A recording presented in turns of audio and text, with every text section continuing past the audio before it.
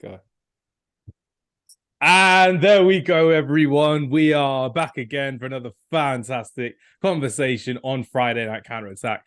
And this week is another draft and another very special week with very special guests this weekend. It's going to be quite fun because it's a very different type of draft that we've got going on today.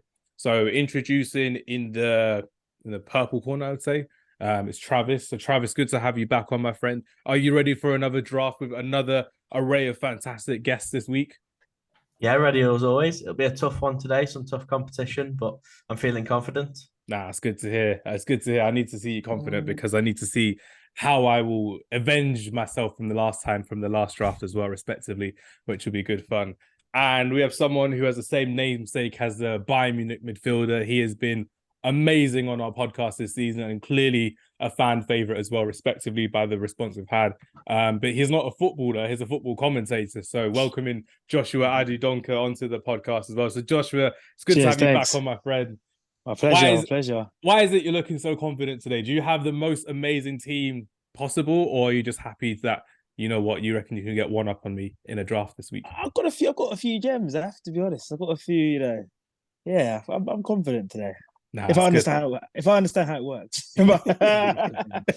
I've explained it all like 3-4 different times in different ways, so I'll do it all again on recording as well, so our listeners listen as well, which is great. And finally, we've got someone who has the same name as Matthew McConaughey, because it is all right to have Matthew from Back of the Net podcast back on again. Matthew, it's good to have you on, my friend. How are you doing this weekend? Are you ready for your first draft with us? Because last time we had you on, it may come out before or after this podcast, whenever it does. You were in a top 10 list with us as well, which is great fun and great controversy in that one as well. How are you feeling about this one, Matt, with a draft? I'm feeling good. Thanks for having me on again. And I'm like Joshua. It's like, if I've got it right, I'm ready. Without further ado, let's get into it. But yeah, everyone listening, you know you've already clicked on it already by what we're going for. We are talking about the best 21st Legends draft who are actually just retired at the moment. So I could market it better. It'll be marketed better in the title. But basically, we're talking about 21st century footballers who have retired, who are not playing the game anymore. And this is our ode to them. This is our way of expressing our appreciation for them, as it were. So it's not all about having the best players. I mean, it is. But sometimes it's about having some of your favorite players mixed with your favorite players and having that little fantasy in your mind of, oh, imagine if this guy played with this guy and how cool it would be to see this team with this team playing together as well. So there's 4 of us. Just so I can explain the rules one more time, so I'm clear of it more than anyone else, is you can only pick one player per country. So, for example, you can't pick all Brazilians or all Argentinian players, Italians, however you want to go. It has to be a variation of 4-4-2. So if it is a 4-4-2 flat, a 4-4-2 diamond, a 4-2-2-2 with 2 holding midfielders and attackers, however you want, that will be allowed.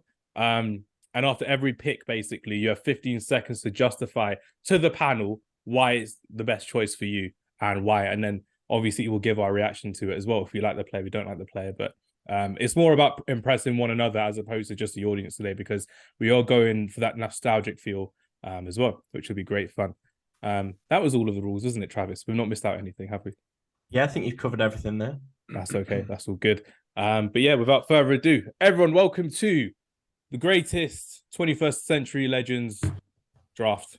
Again, I've not marketed this the best way, but we're going to have a fun time doing this, which will be great fun. And if we're not finishing this podcast in a barrel of laughter, we have failed as a quartet. We have failed. But away we go, Matthew. So how I explained it to you on the chat is everyone has their wild card. So you get one pick in any position you want to pick wherever you want to begin with. And obviously we've got Matt, Joshua as our special guest, and always let our guests be the first to pick their best player. Then Travis will go, then I will go.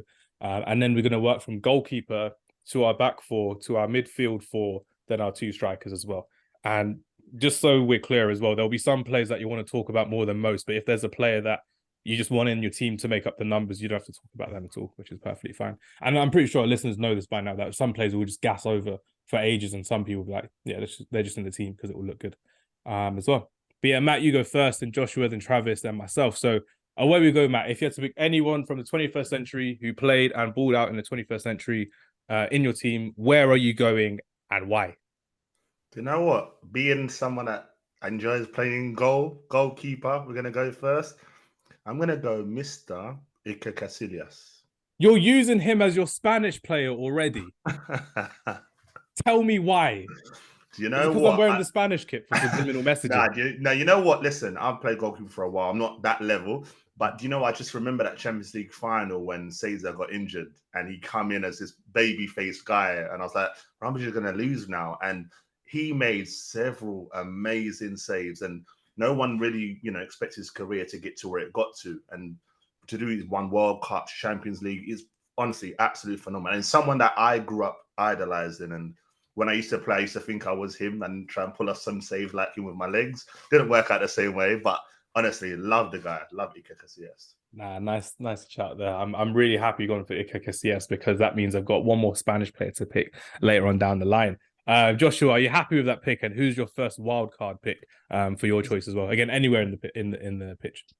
Yeah, Casillas, solid shout. Amazing goalkeeper. Started young and carried his fantastic form into international and domestic performances.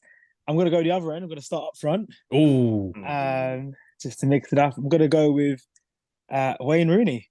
Simple as. He's my favourite footballer of all time. oh, for God's sake. And then, Great start for Hamz there. It's because I posted a reel about Wayne Rooney today. That's what Joshua saw. It's like, yeah, I'm going to get Hamza right where it hurts him. I don't think I need to say much about Wayne Rooney, to be honest. I think Manchester United is a goal scorer, most goals away from home in the league as well, in the Premier League, in all comps. Only, I think, Aguero just broke his record for most goals for one club on Aguero's last appearance. But other than that, top goal scorer in Manchester derbies, scored everywhere, Anfield, Emirates, won the lot. What can you say? It's easy, really. It's Wayne Rooney. Simple. Nah, it's good to hear. And just before we move on to Travis, just name your favourite Wayne Rooney moment of all time. Go for it, Joshua. Oh, Milan at home in the Champions League. We beat them 3-2 in the semi-final. We lost the second leg, but that goal at the end, he just takes the ball away and he slams it past Didier. Near post as well. That's just classic Wayne Rooney. And Rooney, I think he scored twice that night. And Scholes only assisted Rooney once, and it was when he just chipped it above. Yeah, and then Rooney tapped it. Yeah, scooped it. And great night. Oh, the good times, man. The good times. That's like Travis to me at football. He just loves the scoop pass, but whenever we play, we're just balling out, which is crazy. Travis, let's hear it. Let's hear your wildcard pick for your choice of player. Let's hear it, Travis. I'm going to side with Matt a little bit here. I'm throwing it back to the other end of the pitch again with a goalkeeper. No. And I'm going for Petr Cech. I like your thinking. I really like your thinking. Really like your thinking. I'm thinking world-class goalkeeper. In my opinion, the best goalkeeper to have played in the Premier League. Oh, and I'm not thinking with that. I'm thinking to get a Czech Republic pick in there saves one of the stronger nations for a little bit later in the draft for me. So a bit of a tactical one, but I am a huge Czech fan anyway. So. Nah, nicely done there. Petr Cech, one of the greatest goalkeepers in Premier League history and probably in world football history as well. Apart from that fact that unfortunately he ended up moving to Arsenal, which made no sense to me, respectively. But at Chelsea, he was phenomenal. There was that season where Chelsea only conceded 8 goals in the whole season in their first title win under Jose Mourinho. And Petr Cech was a big reason in that as well, respectively. And everyone remembers Petr Cech for having that unfortunate injury versus Reading and then wearing a rugby helmet all the time when he was playing the goal. So he was iconic, especially in that Champions League final, saving Arjen Robben's penalty in extra time at the Allianz Arena, which was insane. I do like your thinking though, Travis. I really like your thinking because you've gone for the smaller nation, but the better player. And you know what? I'm going to go down your road as well in that kind of thinking. And to get this guy away from all of you, Matt, I know you love this player, and I'm taking him away from you specifically. We're going to midfield. We're going to Manchester. Don't say it. We're going to the blue side of Manchester. Oh. We're going to the Ivory Coast. We're going to see Yaya Toure. He was this close to being my wild card, but I thought there's a couple of other brilliant Ivorians I could choose if I need to. Emmanuel Eboué will come close to you, Travis. I assure you. You're going to have him as your right back, which would be great. But now, Matt, talk to me about Yaya Toure and how he potentially could go down as one of the greatest ever Premier League midfielders. You know what? I think he's just fantastic. I think, in the latter years at Barcelona, they started playing him centre-back. And I think when he came over to Man City, I think there was a couple of fans, think, oh, we're going to play him. And he just bossed that midfield. And I just never forget that season where he was just scoring bangers from out the box with ease. And for me, the best goal I saw, I was watching again the other day, was a Palace goal. I don't know if everyone remembers that when the black end just ran through everyone. And even when it deflected, just smashed it, left foot, top corner. And he was just unstoppable. He was just, for me, best midfield in the Prem. I'm a big Vieira fan, being an Arsenal fan. But listen, Yaya counts. Oh, you're hinting for who you've got later on. You could be hinting. No, but listen, Yaya counts as an Arsenal player. He was there on trial, so it counts. You know what I mean? I mean, Kolo was there as well, but I think if you took both the brothers, it would have been a storm in North London for years to come, which would have been great. My favourite Yaya Toure goal was actually one that doesn't get hyped up enough. It was in the League Cup final against Sunderland, and it's a skill that not many strikers of the ball can actually do. Steven Gerrard did this really well, and so did Yaya Toure. When the ball came behind him, and first time he shot it into the opposite corner. This is normally in the edit, Travis, where we'll just put that video as like a GIF and people can see it, but I'll send it to you guys later.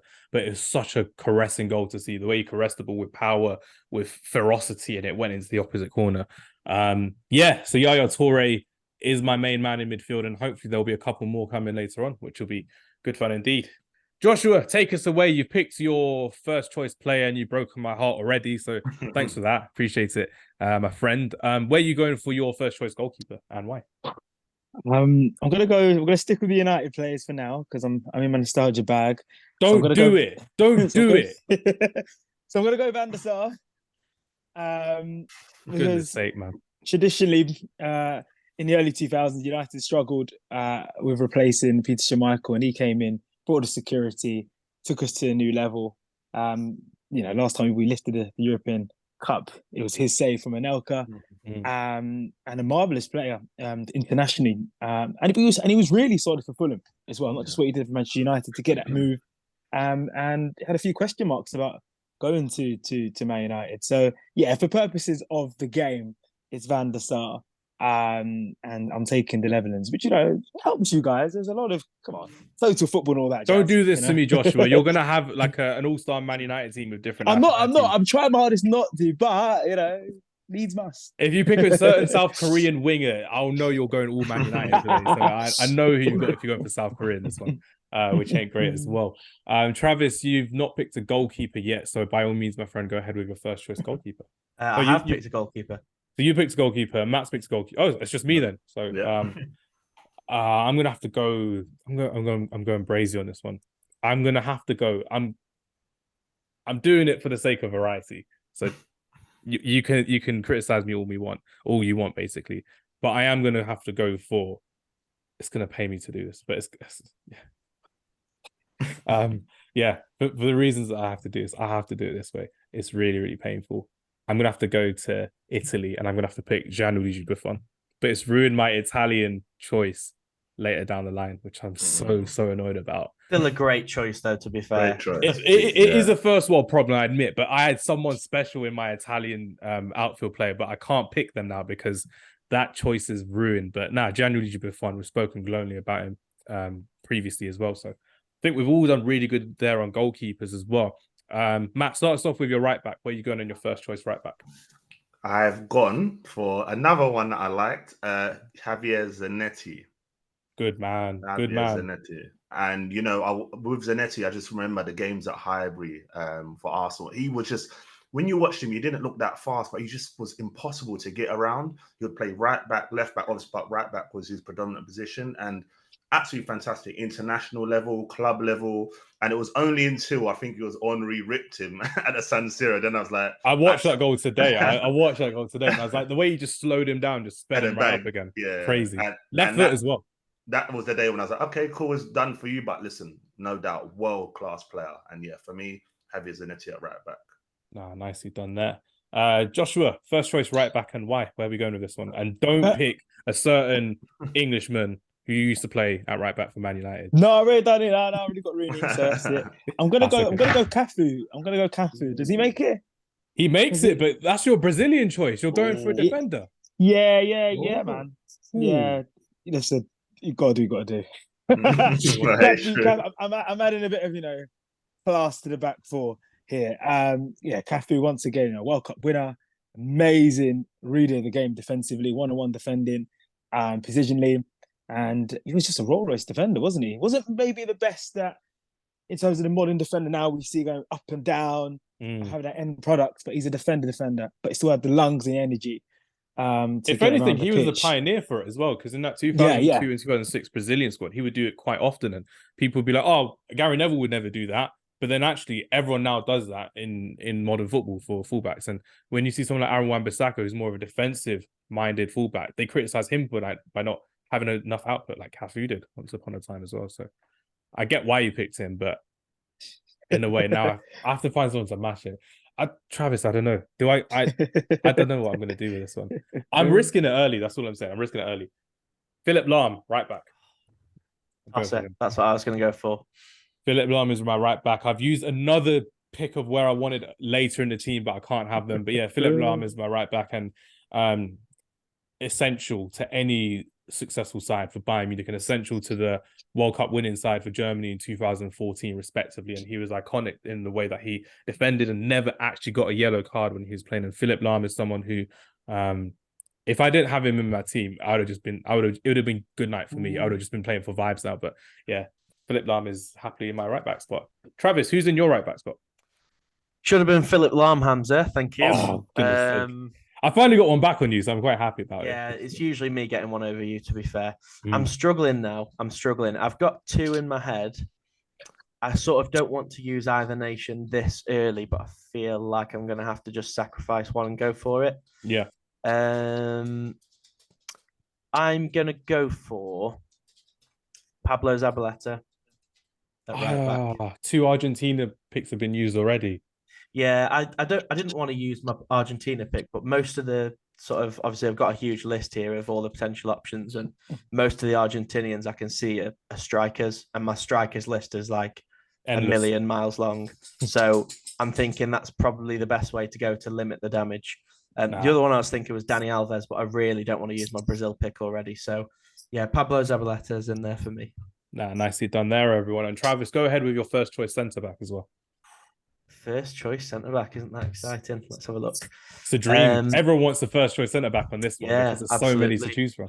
Yeah, there are again huge list. Same as I can't pick an Italian, so I'm dead in this game already. That's all I'm saying. So that might have been a hint to someone there.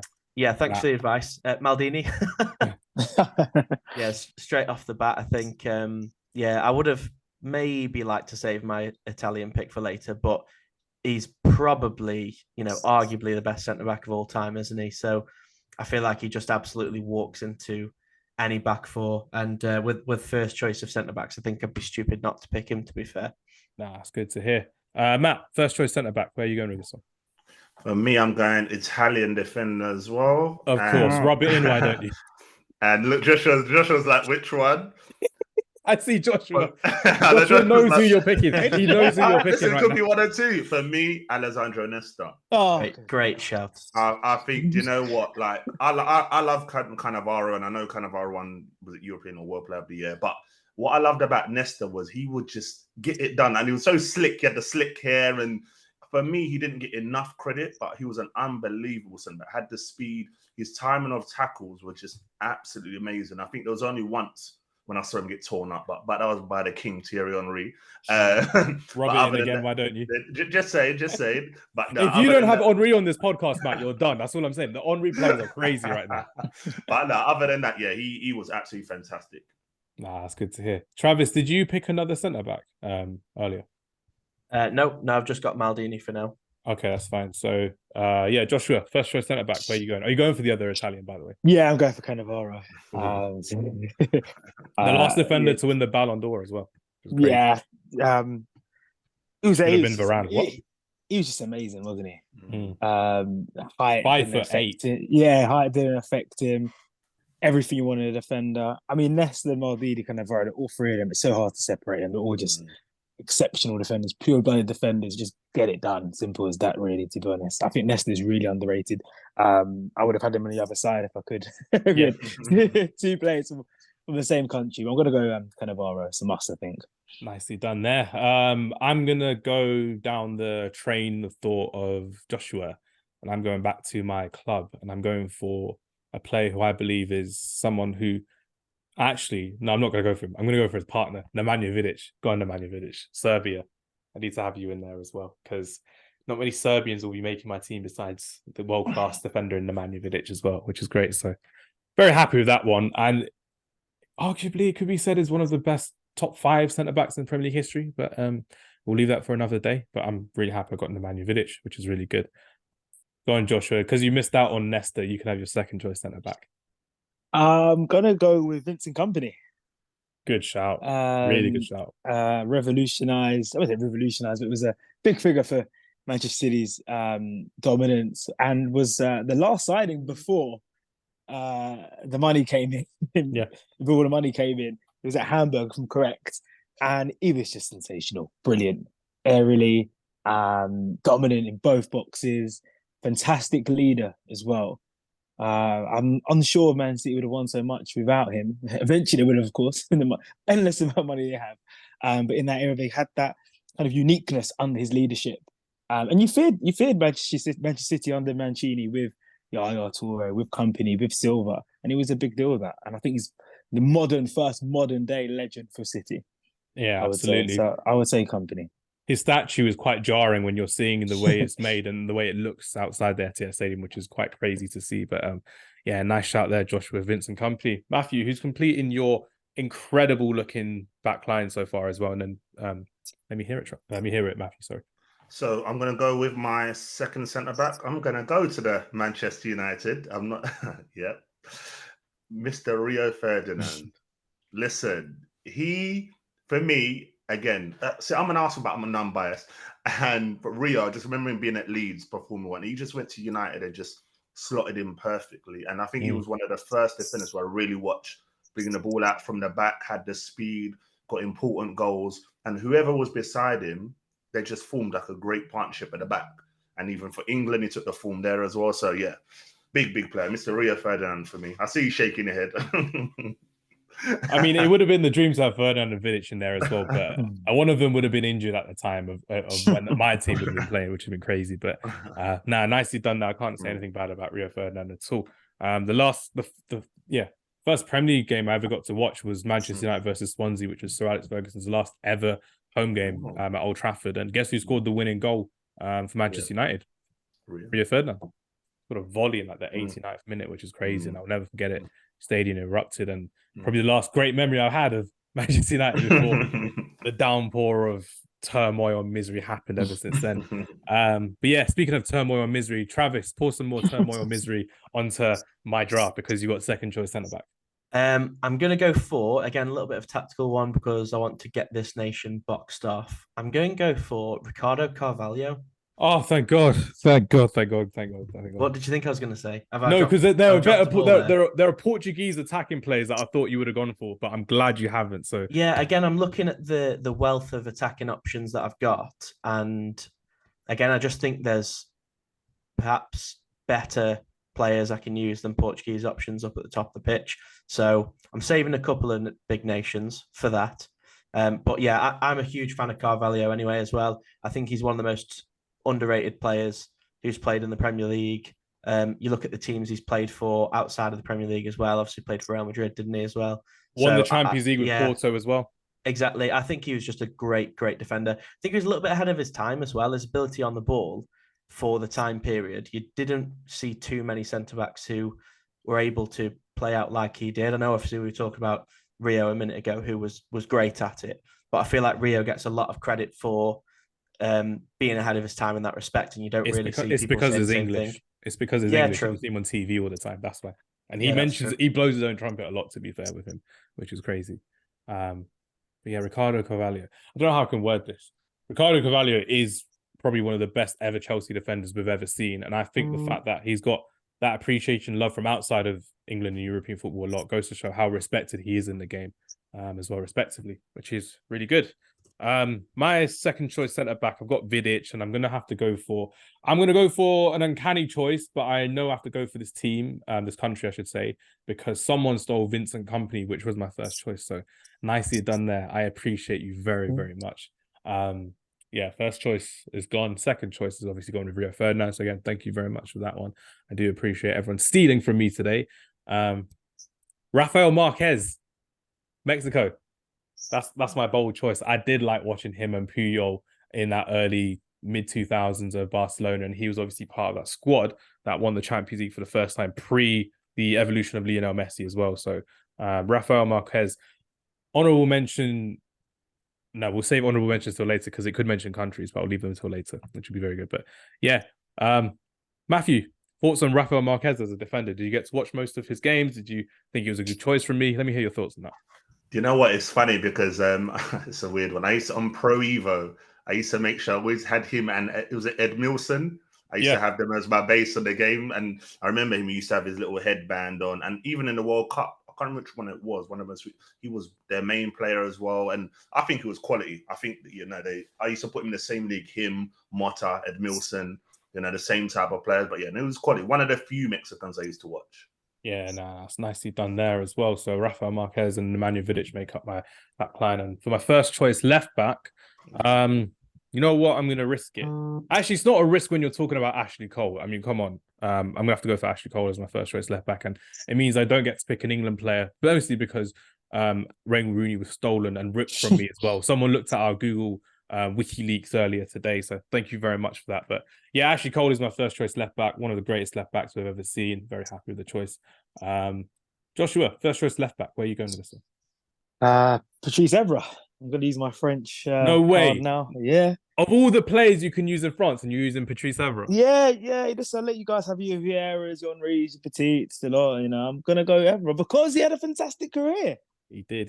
He would have been my first choice, actually. Yeah. I'm building a solid back four here. So you're risking it all on defenders when there's attackers and midfielders to do. So you got to build your team from the back onwards. And when you got Rooney up front, doesn't matter who's behind you in the midfield. Joshua's here for smoke today. I'm loving it, ladies and gentlemen. But yeah, great. Evra, class defender, adapted to the Premier League really well. Another player. He didn't win everything. He didn't win the FA Cup at United, but he won everything domestically. Bit disappointed internationally. In that period, the French stars weren't really performing. I remember South Africa being a horror show. They got the group France. But as you mentioned earlier with Cafu on the ball, going up and down touchline, other than getting ripped to shreds by Aaron Lennon in the League Cup final one year, his debut at Eastlands, which he was, dreadful when Man City beat United 2-0. Gallardo scored a couple goals that day. He hardly ever put a foot wrong. He was superb as a defender and a attacking threat and a real leader. So yeah, he's in my team. Nicely done there. Travis, first choice left back, or your only choice now, I would say. Where are you going for your left back? Because Ashley Cole and Patrice Evra have been snatched from you. Where are you going with this one? I was saving this nation for later. I feel like I'm going to have to use Brazil, though, to have even a half decent left back now. Ooh. So I'm going to go for Roberto Carlos at left back. As that just ruined Matt's chances of having the best back line in the game so far. I think from that reaction, it has done, which is crazy. Go on, Matt, talk to me about Roberto Carlos, because not only has he been stolen from you, Ashley Cole's been stolen from you, again, a former Arsenal player. So let me hear your thoughts on Roberto Carlos and what he meant to you growing up as well, as one of the best left backs in world football. Do you know what? Someone's a good player when you just mention, even though you talk about the position, it's the first player everyone thinks of. And, the goals he scored, like at Real Madrid, the passing, there was one goal, I remember, was it the Tour de France tournament they had that time against France, I think it was? The one where the ball went out the post and everyone tried to recreate it. And that's when someone's that big. Even though I'm right foot, they used to try it day in, day out. And no, he was absolutely crazy. Him and Cafu, they were what I knew as fullbacks. And, no matter what team you supported, you wanted your fullbacks to be exactly the same as them too. So, he was absolutely phenomenal. Had everything. Absolutely had everything. It's good to hear that. And complete the segment of defenders with your first choice left back and go for your straight first choice as your midfielder afterwards as well. So we'll go right to left if you're going for wingers. Yeah. But if you're going for a midfield quartet of centre mids, by all means, start with from defence to attack. So first choice left back, and then we'll go into your midfield. Do you know what? Everyone killed me with my left back here, but I've got one, and it's going to throw a lot of people off. But I like this guy at left back. Ian Hart. I know people see that. Yeah, a lot of people see it as weird, but for me, I loved him as a left back. He had great delivery. His free kicks were absolutely phenomenal. And there was I think that season when Leeds made the Champions League, was it semis? Semi-finals, yeah. Semi-finals, the defence with Ferdinand, I think they had Woodgate and Gary Kelly. he was pivotal to that team. And I just remember like watching him thinking, wow, like, I want my club to sign this guy. I think we had Cole at the time, so we didn't. You're okay. You're okay. Yeah, we were all right. We were all right. But no, he was phenomenal. Like, I loved Ian Hart. And listen, I want to get in a nation. I don't want the normal teams. I want another nation, the Irish guy. So yeah, Ian Hart for me. Could have gone for Guardado. Actually, no, he's still playing. So yeah, I played myself right there. So Gallardo is the other left back, I would say. But no, nicely done there. And obviously, you got your first choice in midfield. So this is where you get to reveal to the listeners and to ourselves as well what type of 4-4-2 formation you're going for, Matt, and why. So I've gone for a 4-4-2 where my wingers, they can take on, if they need to cut in, they can cut in, do a little something. You know what I mean? Just inverted wingers. I like change the game if they need to. You know, but one of the wingers, everyone's gonna be like, yeah, I should have known, but. So you're going to start from right to left. So you start with your right mid, and then we'll just go back to our normal routine, which is good. So my right midfielder, I'm going with Mr. Luis Figo. Yes, I've done it. Yes. You've ruined me. You've ruined me. You've absolutely ruined me with the way I set up my team. Yes, I've done it. Listen, do you know what? He was one of them where I used to look at him, not think he could do what he did. And, you know, the stick he took when he went from Barca to Real Madrid was, I remember thinking, how can anyone deal with that? But he didn't mind it. He literally didn't mind it. Even after watching the documentary, I was like, you actually had the, you know, or cojones, as they would say, to go and do what you did. Like, it's not honestly. And then I remember the goal as well against, I think it was England, was it? In the Euros. Yeah. Smashed it top corner as well. Like, he absolutely quality player. So Luis Figo for me. Sorry to ruin you, Hamza. Sorry about that. It happens these days. It happens. Joshua, do you have any good memories on Luis Figo before you start off with your first choice midfielder, and why? We'll go for Luis Figo, then your midfielder. So let's hear it, Joshua. Yeah, no real. I'm going to be a bit controversial. I think he's quite overrated as a footballer. Luis Figo. I'll be honest. I'll probably get what is this? Comments. I just think the idea of Figo for me is better than what he really represented in the football pitch, personally. But that's my 2 pence. Probably not going to be up to return to the pod. But hey, you know, hey, it's not a Friday night counter attack is not a concentration camp. We're here to have opinions, which is great. But I just that think one that is because crazy. he made that move, you know, to Real Madrid. It just lived up to the legend of Figo. But the reality is, he failed internationally. Every Portuguese has failed internationally until 2016. He still had a fantastic team around him, though. Did he not in 2004? So I'm saying it wasn't like should have won the home nations. Yeah, I get your point. I get your point with that. I just he's a fantastic player, but come on, levels. There's levels to it. You know? There's levels. I think Figo's anyways. Which is funny because I need some help here. How you set up your 4-4-2, Joshua? Let's hear it. It's a flat 4-4-2. So 2 wingers and two centre midfielders. Okay. And so the player I'm going on the right. I don't know if he's right or left. So you got to forgive me. I'm going to go for JJ Okocha. He's right? He's a right midfielder. Are we going to be allowed to put him on the right? Let's see what the panel thinks, because he played a lot on the left for Nigeria and for Bolton. So okay. I'm gonna go with JJ Okocha on the left. You can't pick left yet, so that pick is still out there as well. You have to start right to left, and now we know that you want JJ Okocha, so someone can come in and steal him just for the sake of it, which is quite funny. So I told you we don't play games in draft, Joshua. So another pick for your right, if you may. If you can. All right, man. Unless Travis comes in clutch and says, actually, Hamza, you know what? He did play on the right. Let's put another player here. Matthew's gonna slate me because I just slated his pick. But I've already picked a Frenchman, haven't I? I'm gonna have to pass. I'll have to pass to come back to you guys. Yeah. Go on, Travis. First choice for your midfielder. We'll let Joshua think about it. Only love can hurt like this with Joshua's playing in his mind right now. That's all I'm saying. I'm just quickly in the background trying to research the primary positions that JJ Okocha played. And actually, I've looked on 2 different websites. One says he did, but not for Bolton and Nigeria, but he did for PSG. So, as a consensus, do we allow that?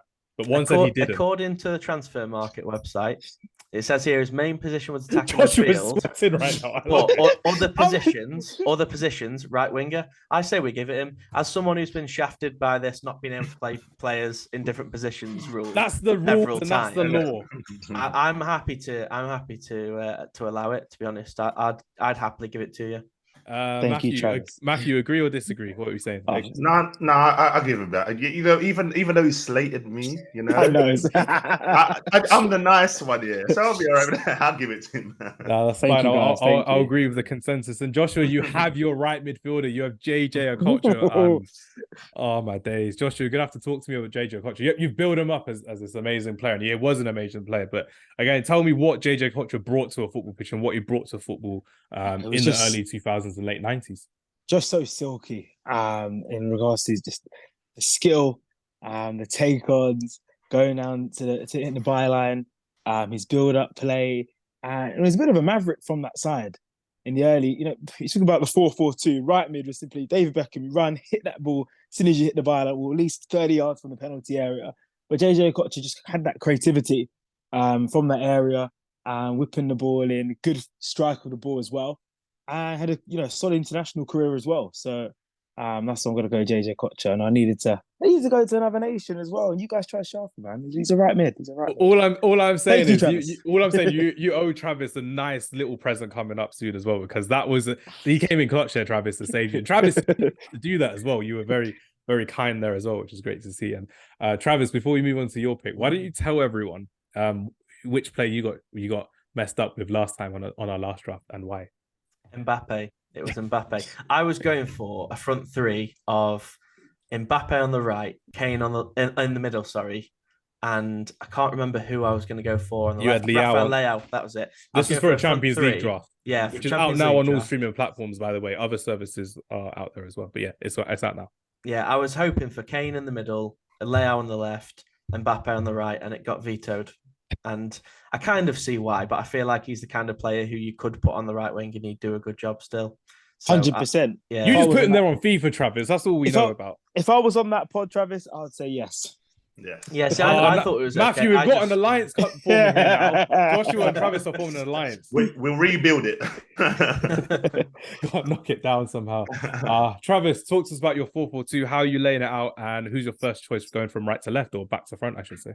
I'm going for a flat 4-4-2, similar to Joshua. And on the right hand side, I think you've actually Joshua definitely, but maybe Matt as well. I think you've both made a glaring omission here. And I'm going for Gareth Bale.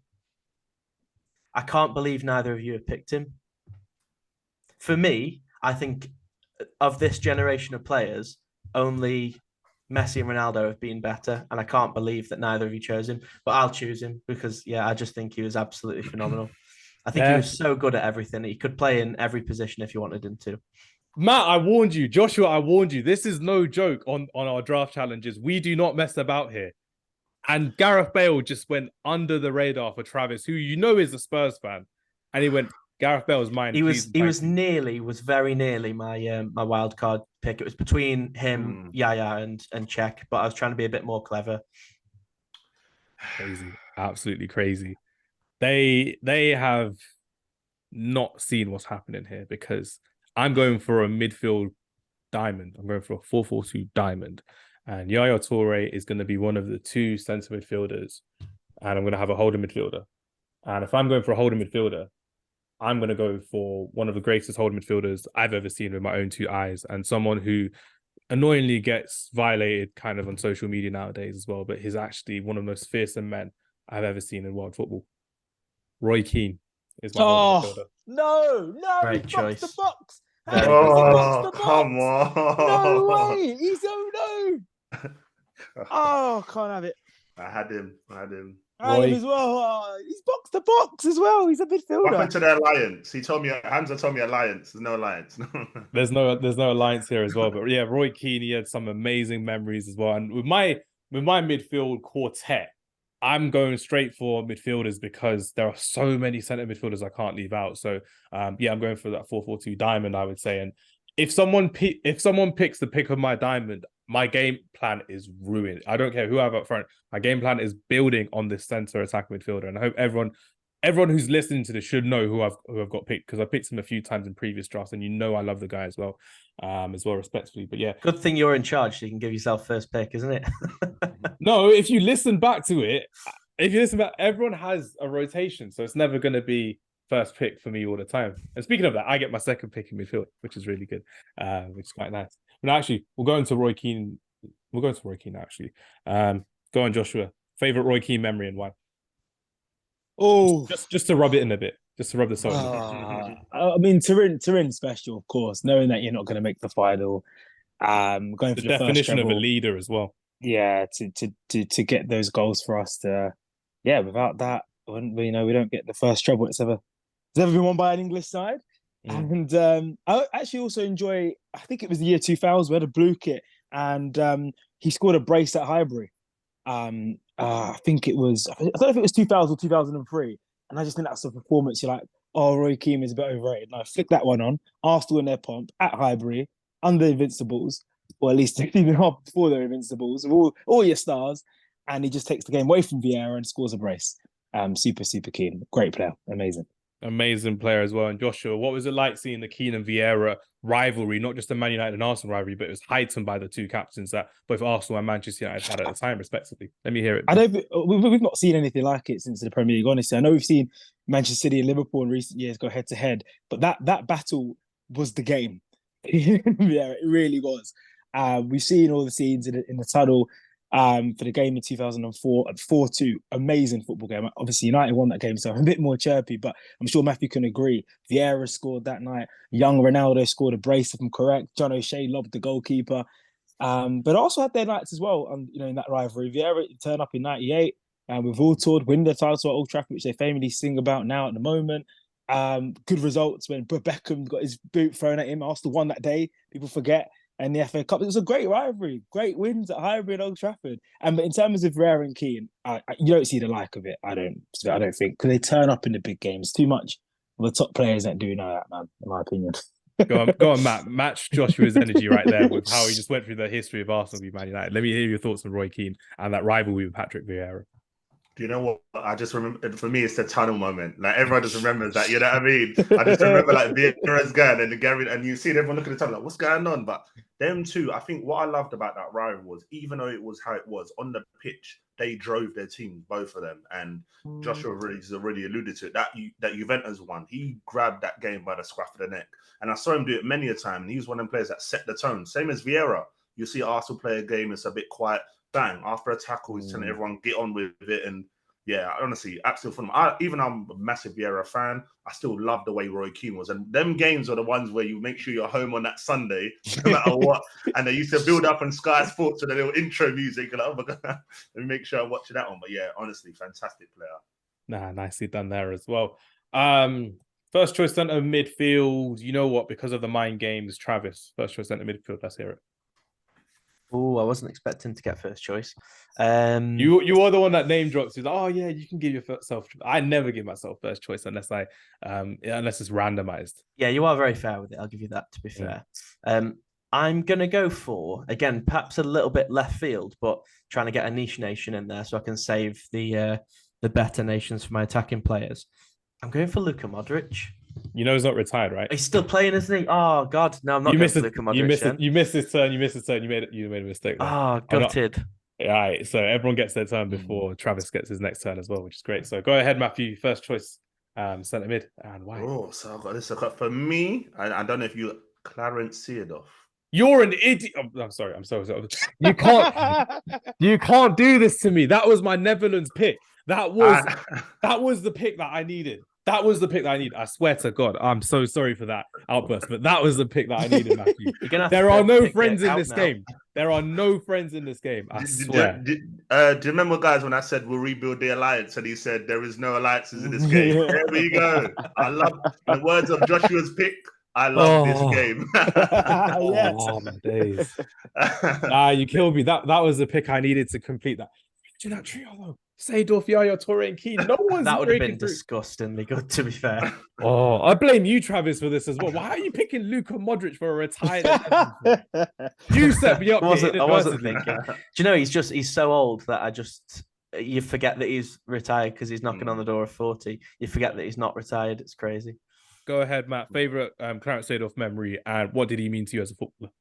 Do you know what? I think with Clarence Seedorf, he was the first one where what I looked like, the robustness in midfield. And even as he got older, he kind of didn't lose a lot in his game. And that he was part of the AC Milan team as well, Kaká, Pirlo, Ambrosini. And honestly, when Real Madrid goal, I can't forget that one. Champions League final. My God, like that goal was absolutely amazing. And even when you look at him now, I don't know if you guys saw a couple of months ago in their charity game, he was just bossing everyone again. Like, you know, he looks like he's like 25 again, but no, he was a phenomenal player. Strength was unbelievable. You could play him on the left, play him on the right, always put on a shift. And just to, you know, stop you, Hamza. So sorry about that. You better pick your second choice.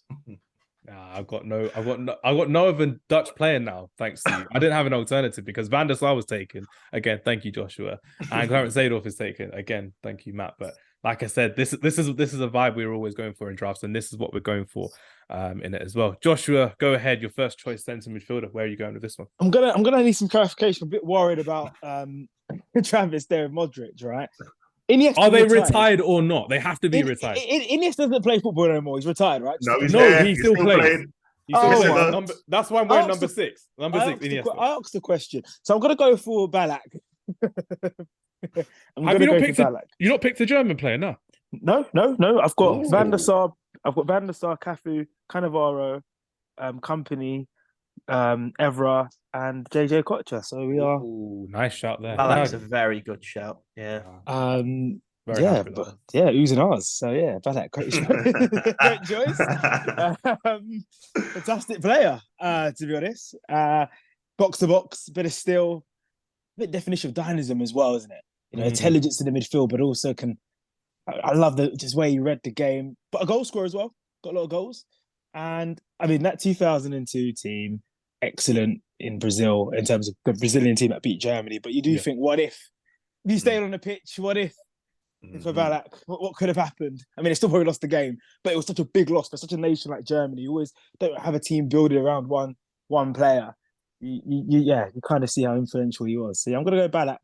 Yeah, Travis, we spoke about this last season as well. Ballack was one of the most unluckiest players in 2002 because he missed the Champions League final against Real Madrid. He missed the World Cup final. He lost the Champions League final. He lost the Bundesliga on the last day to Bayern Munich as well, and he lost the World Cup final all in that same summer. So I think he lost the German Cup as well, didn't he? I think it was four competitions in one season that he was a finalist and lost. Yeah. It was the ultimate loser that time, Michael Ballack, and he probably won't like me for saying that, but those are the facts, unfortunately. Go on then. My choice now. You know what? I'm gonna have to throw him in. I'm gonna have to throw him in there because Clarence Seedorf is taken, but I wanted this player to take him away from Matt, but I can't go for him now because Matt's come for me, so I have to go back in a certain way. So partner Roy Keane and Yaya Toure in midfield. I'm gonna have to go for Zinedine Zidane, France. That is the way I get you all back because how did I try and even choose Modric when Zidane? How did Joshua pick Patrice Evra? How did Joshua pick Patrice Evra in this one? Joshua, I love you, but come on. No one picked him as a wild card as well. This is my misdirection that I had planned from the beginning, and I love it. It's great.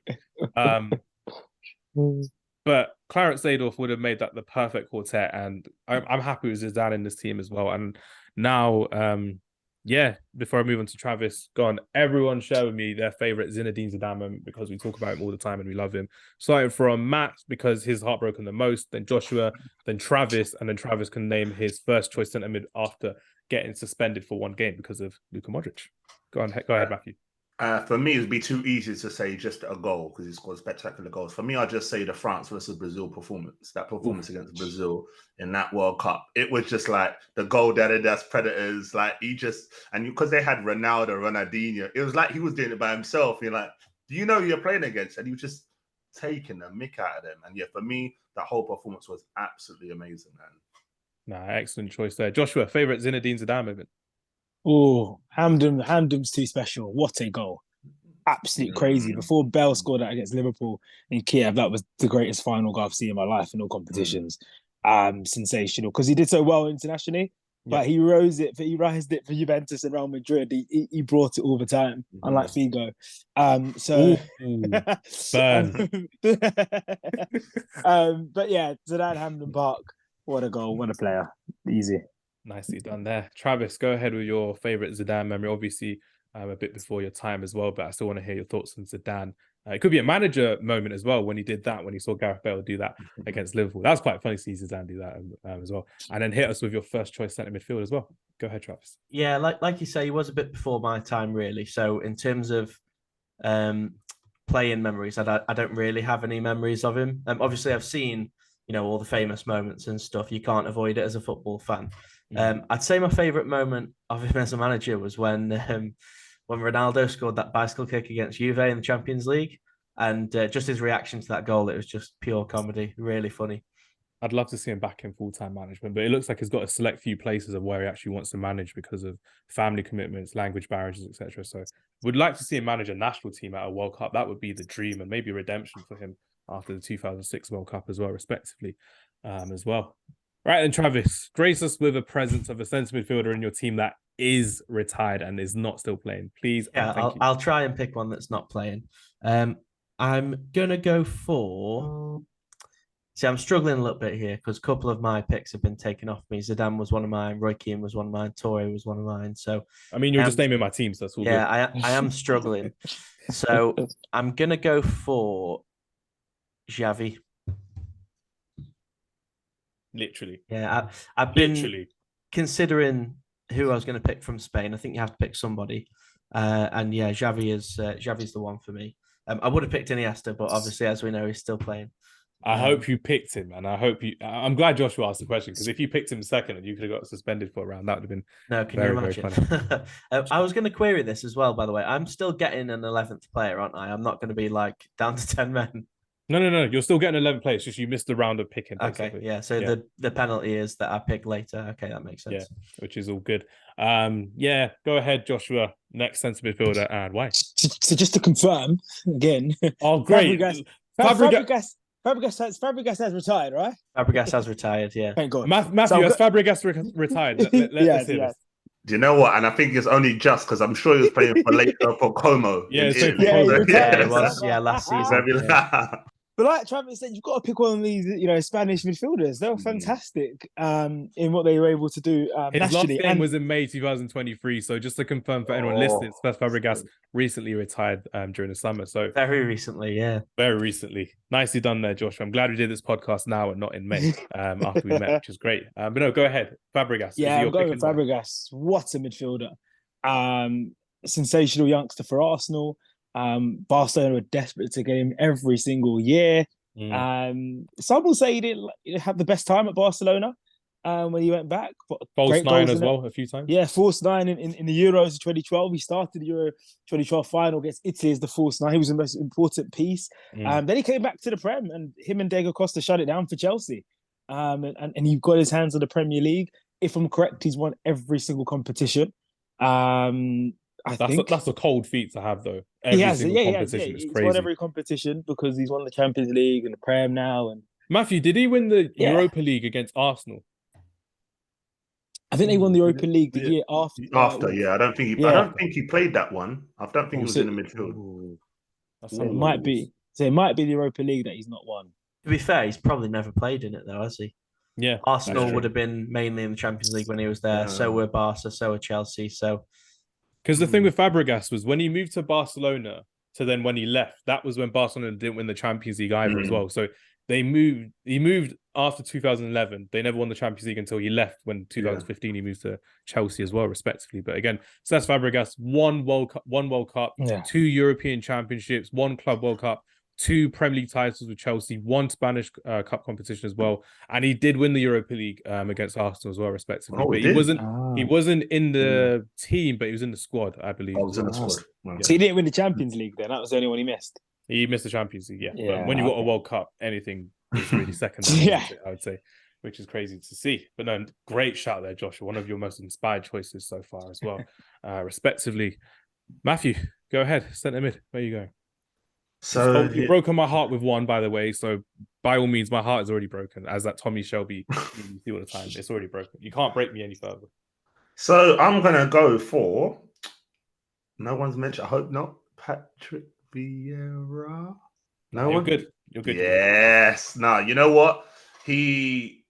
I just think about for Arsenal how we bought him for tuppence basically, nothing really, and he just come and absolutely busted the goal against Man United. Right foot finish, top corner. As I said, led us in many a game, and we all remember the battle at Old Trafford. Yeah, that's my leader. Yeah, when it was 0-0, you had the team going, Kian and everything like that. But honestly, and because of him, I'd still do that little, the little Vicks thing he used to do on his shirt. So that's my idol. And yeah, he bossed everything. Internationally, my personal opinion, I don't think he played as well as he did club level. That's my opinion. He was misprofiled when he was playing for France because he was the France. one trying to accommodate for Zinedine Zidane as well and his freedom and his creativity. When you played a flat 4-4-2, they later played a 4-3-3 or a 4-5-1, I should say, sorry, with Makaleli and Vieira, but it still didn't get the best out of Vieira, I'd say. Yeah, nah, he was phenomenal. I just feel like, and I'm pitching that combination, him and Seedorf, I don't see anyone getting past that. So, yeah, Patrick Vieira for me, defo. That's okay. So has everyone got 3 midfielders then so far? So far, yeah. And no, I've got 2. You're suspended for a round, so we'll give you that go for number 3. Go ahead, Travis. Who's your second choice midfield? I'm going to use my England pick now and hope I'm not wasting it. I'm going for Frank Lampard.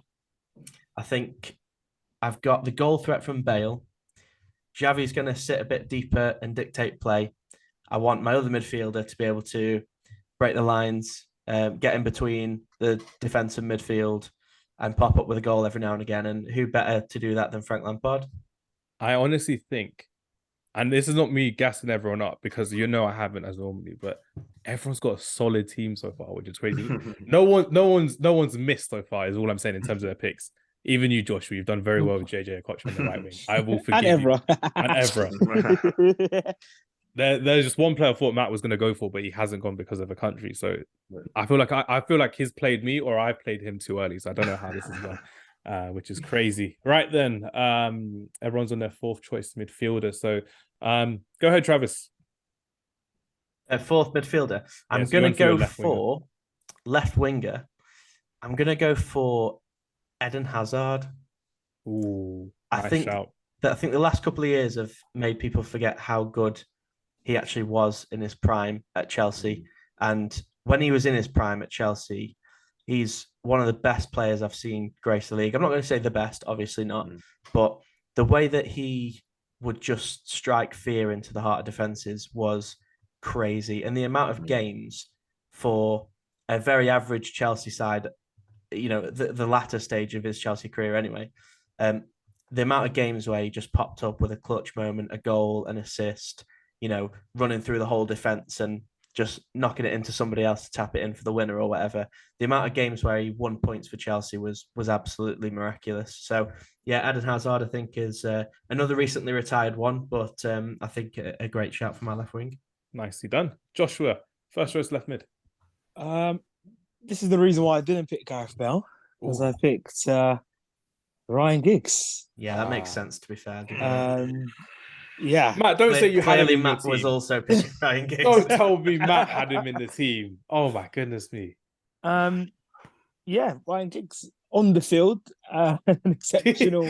I'm glad you clarified that. I needed to On the clarify field, later. I'm glad you we have clarified. to say that because we're a family podcast here. But on the field, Ryan Giggs, absolutely fantastic. The career he had, 800 plus appearances for Manchester United, 13 Premier League titles, so many memorable memories. Villa Park, when you went past the whole Arsenal team to stand at top bins. Even in 2010, when he got PFA, won the PFA award, skipping past in West Ham, goals like that. But he is probably the first player that, this mad shout this, Ferguson, after Conceição, kind of put faith into you're going to be my guy, and I'm going to need you at all times until you retire. And we saw that when he played. He took that literally so far as well until he outlived Ferguson's time at Manchester United by an extra season, which is crazy. And then became interim manager by a year as well, which was insane for Ryan Giggs. So yeah, we don't talk about him too much, but yeah, Giggs is this kind of a forgotten shoulder of English football. He's Welsh, of course. He's Welsh. I need to remind him, and he's a tricky winger, and I think he creates balance. Him and a Koch on the wings. Good luck. That is crazy. That is very, very crazy. Matthew, go ahead.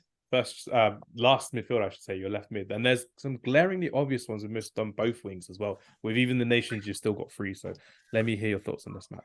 So this one, he beat my king to a certain award. Ooh, this is why I chose not to play the wingers game, because I would be brassic compared to the rest of you guys. So I know who you're going for. Mr. Puyol Nedved. Yes. Hold.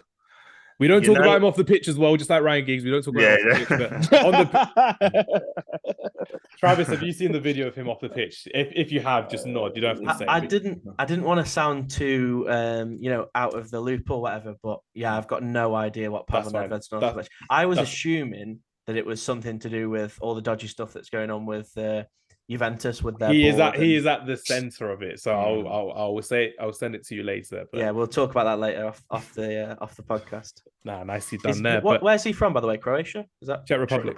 Czech Republic. Okay. Nah, that's good. Go on, Matt. Talk to us about how Puyol Nedved beat Thierry Henry to the Ballon d'Or in 2003 after becoming a finalist in the Champions League and losing to AC Milan on penalties. How was that for Puyol Nedved? Do you know what? First of all, I don't know how he beat my king to that. I'll always support my guy Thierry, first of all. You didn't even pick him in your team, man. How can you not pick your king in your team, Matthew? Come on now.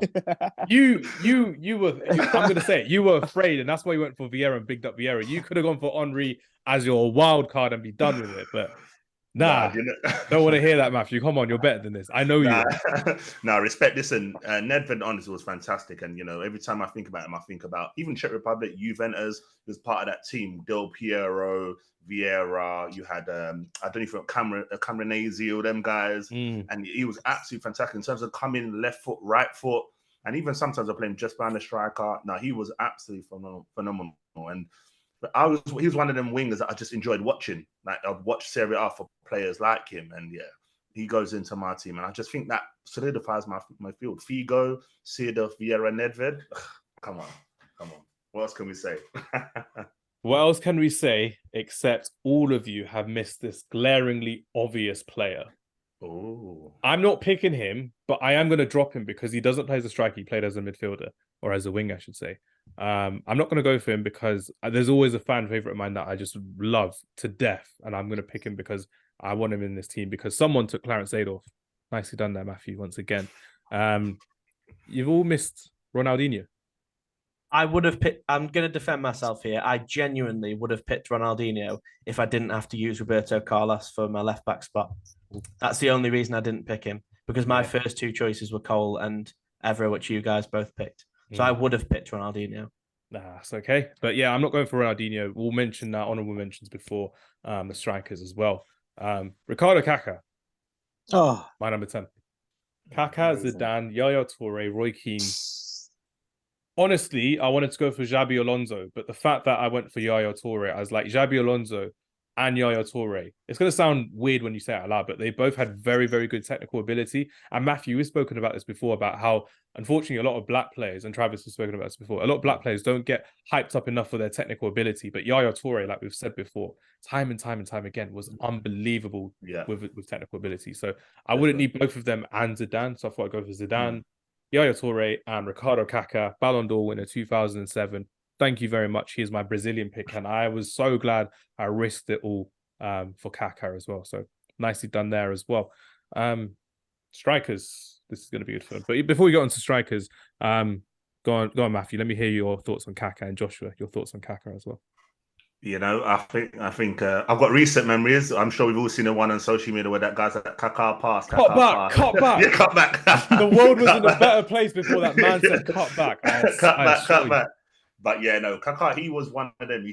It's a mixture of like graceful, and he wasn't the quickest, but you just couldn't get the ball off him. He was glide on the pitch. Exactly. AC Milan, the final through ball for Crespo, the goal against United, let them clang their heads together, just finessed it. And he was one of the concussion before concussion subs were a thing.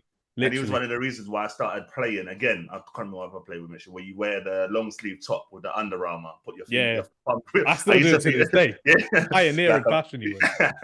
Yeah, no, he honestly, he was absolutely phenomenal. And like you said, could have done Ronaldinho, but that Kaká pick, I don't know how I left him out.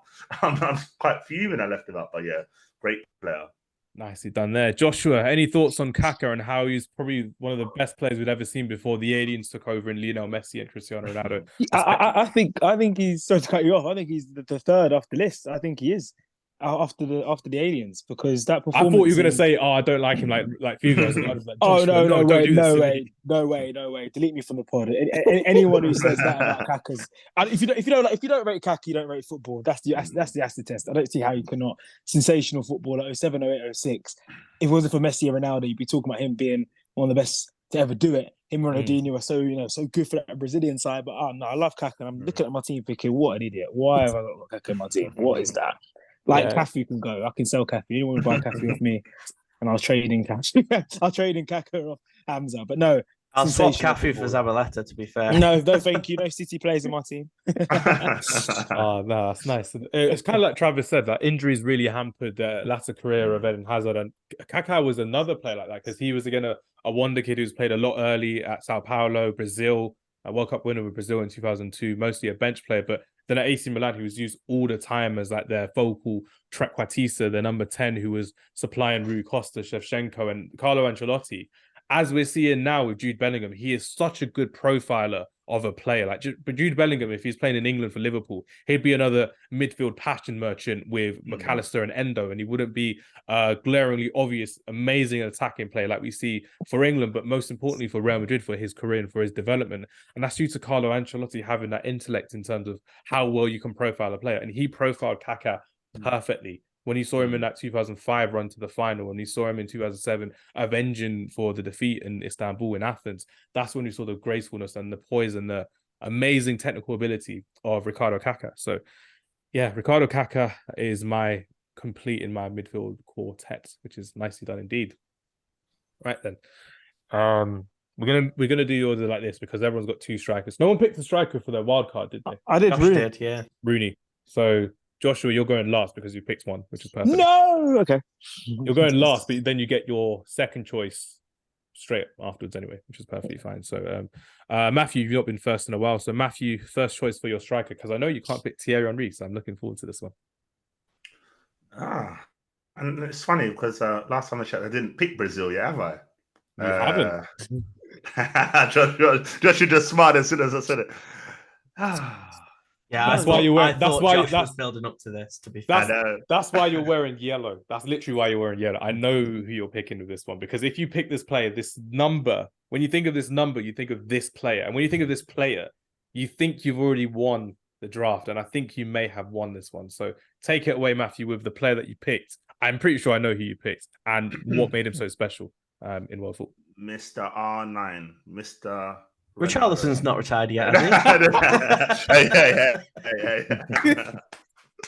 I should have known that was coming. But you know what? I think for me, even though he's so good, like he's the best, probably for me, probably my goat. I just think that where would he have got to without that knee injury? I'll always think it. Absolute phenomenal player. I'm talking from PSV to Barca to Inter as well. People don't actually know his prime was actually at Barcelona, but everyone remembers him for Real Madrid, which is crazy. Yeah, but even I think for PSV, he scored 54 in 57. Barca was like 49 in 47 or 47, 49. He was just unbelievable. The things he would do, and for me, I just remember the goal against Lazio. I think when he gave the little and then gone around the keeper. Oh, absolutely phenomenal finish. And listen, icon, and even to this day, other players still look up to him. You know, Joshua looks down in the dumps, but it is what it is. You know? I couldn't even pick it. I don't know why I went for that Cafu shout. That was Hamz was right. But Mr. R9, we all know how good he is. Yeah. Nicely done there. Excellent choice as well. And go on, Joshua. Before we move on to Travis's first pick as well, talk to us about your favorite Ronaldo memory and why it was the Manchester United hat-trick in when they lost 4-3 at Old Trafford. It probably isn't, but go ahead and tell me your favorite Ronaldo memory, Joshua. Favorite? Maybe 2006 at the World Cup versus Ghana. Yeah, versus your Ghana, home yeah. nation. Yeah. Why? Why are you doing this? Because you just seem to always do it to my team, man. You know, There's always someone Champions. against Ghana in the World Cup. It's crazy. Man. But he was just at that age, and after the knee injury, the weight he had as well. I'm not going to name him the nickname that everybody does call him, but he had a grace with that weight when he used to score goals. You could feel it. The step overs around the keeper. Yeah, you was could iconic. feel the step overs. But clinical finish. I think, the best in that position. Hence, we call him R9. He's the ultimate number 9, man. There's nothing more I can say. I think Matthew's smacked it and said everything, really. Yeah, incredible. Excellent choice there as well. Go on, Travis. You have second pick for your first choice striker. So obviously R9 is taken. Where are you going with this one? And please don't take my pick because there's a certain country I've been saving for. So hopefully you're not going for this one. Yeah, I've been saving a very I've got a very obvious one saved. You've for my saved second two one. countries the same as me. So if you pick the same player, and I know you've been looking at the same thing that I've been looking at, so it doesn't sound odd like that for people listening, but we've been looking at the same player, I reckon. So you've got me rethinking it now. There's a very obvious one Mind that games. I'm saving for my second choice because I've got a free run at him. None of you can pick him. So I'm saving that one for my second choice before anyone gets too stressed about my first pick. But now you've got me rethinking. I did have an idea in my head, but I sort of want to try and pick who I think you're going to pick. But no, I'm going to go with my original idea. I'll just quickly qualify this pick as well. I've not got England, so I can't pick Owen, Shearer, anyone like that. I've not got Argentina, so I can't pick Aguero or Tevez. I've not got a few other nations, so there's other great strikers I can't choose, basically. I'm going to go for Didier Drogba because I think when you hear my second striker pick, I think Drogba is going to be the perfect second choice to him, if that makes sense. I think he's going to be the perfect striker to get the most out of the guy who's going to be my other striker. Ooh. Thank you. Thank you very much. I picked my Ivory Coast player, so you're saving your pick who I think you picked till later. So for the suspense of the listener, the suspense of Matt, Joshua, and myself, you have to wait until your final pick, Travis, to see if you pick my player or not, as well, which is great. So my first choice striker, R9's taken. I took Kaká anyway, so it's perfectly fine. What countries have I got left? So I've used Brazil, France, Ivory Coast, Ireland, England, Mexico, Serbia, Germany, Italy. I've got Spain, I've got Argentina, I've got Netherlands, and I've got Italy. You know who I'm going for, Matthew. Come on, you know who I'm going for. Matthew, I want you to say the name of the player because I think you know who I'm going for. So Italy, so France, who took Zizou. Who does that leave? Give him the nation, so at least as a chance. Okay, as a chance. I think I know who it is, actually. Is it a Dutch player? It's not a Dutch player. It's a Spanish striker. Oh. Yeah, I think I know. Spanish. I'm thinking David Villa. I'm thinking David, yeah. David Villa. Yeah, I thought David Villa. Too good. There's only two players in my life who have ever tried to copy their hairstyle. David Beckham and David Villa in 2010. I don't know why I thought, you know what? Let me style my hair like David Villa because his hair was crazy, but his goals were phenomenal. Ultimate finisher. And he was misprofiled by Spain, but it meant that they won the World Cup and in the best team. So fair enough to them. Playing him as a winger, though, I never really got because when you saw him at Valencia, he was incredible as a striker. That's when they were last relevant as a really good team in European football. When they're David Silva, they had a retiring Aymar coming up to the peak of his career, the end of his career. David Villa, a young Juan Mata as well. But David Villa, the reason I'm wearing this shirt was basically because I was going to pick Xavi, hence number 6, but thank you for stealing Xavi from me. I really appreciate it. But David Villa is going to be my first choice striker because, like Travis said earlier, and he alluded to earlier, we are having an embarrassment of riches for strikers. And I personally think we've already lost in the striker debate because R9 has already been taken, unless Travis pulls it out of the bag with one of his amazing picks like he normally does. But David Villa, he scored an amazing goal in the Champions League final against Manchester United, a goal that I've not watched back since that day because I've not watched those highlights back ever. When he lost to Barcelona at Wembley, which is great, but he was a fantastic striker.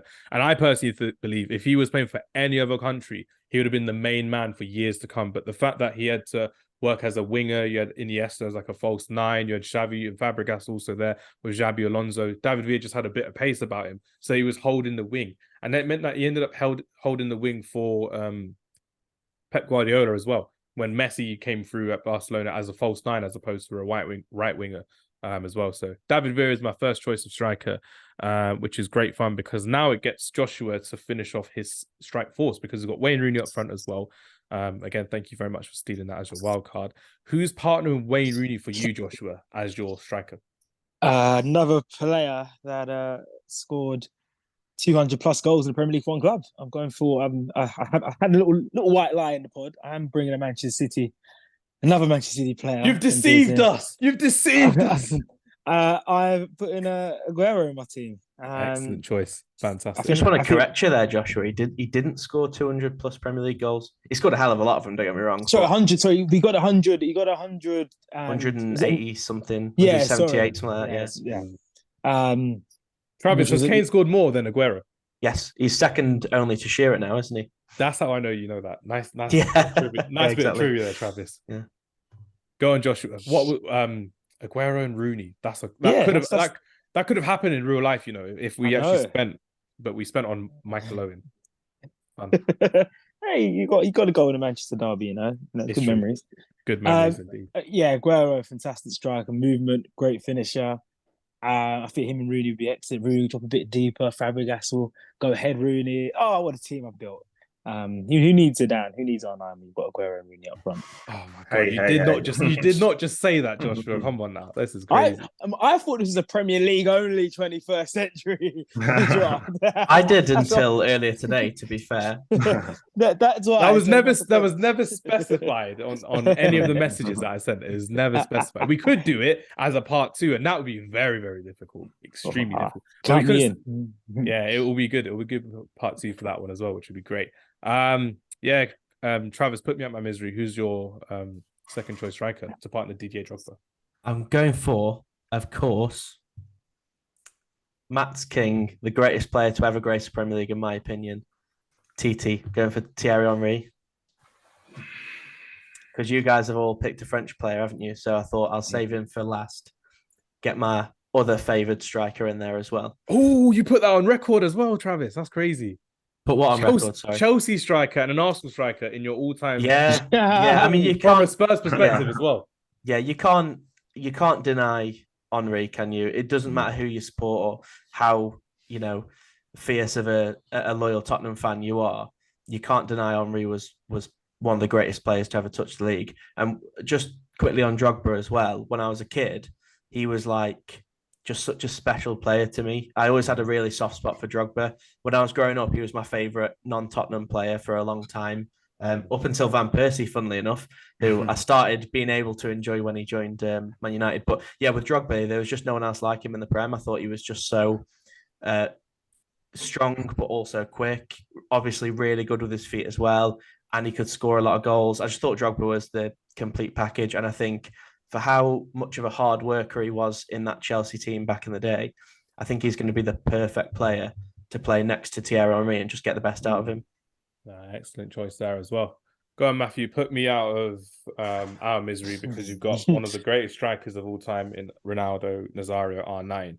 Who is going to be lucky enough to partner R9 in your 21st century legends team?